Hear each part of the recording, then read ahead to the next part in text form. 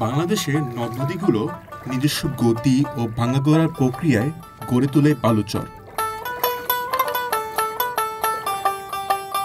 বেশিরভাগ চর প্রত্যন্ত এবং দুর্গম।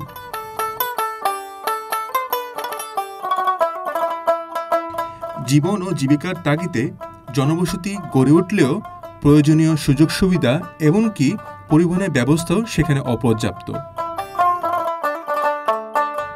বালুময় চরের রাস্তায় একমাত্র বাহন ঘোড়ার গাড়ি।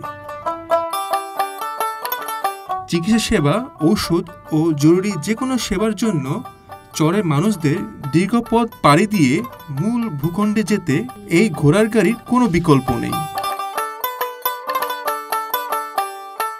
আবার কিছু মানুষের আয়েরও একটি পথ এই ঘোড়ার গাড়ি।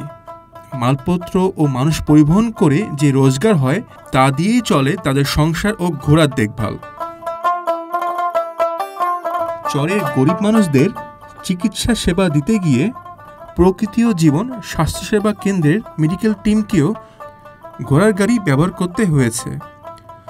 দুর্গম পথ পাড়ি দিয়ে নির্দিষ্ট ক্যাম্পে সময় মতো পৌঁছাতে সত্যিই জরুরি নেই।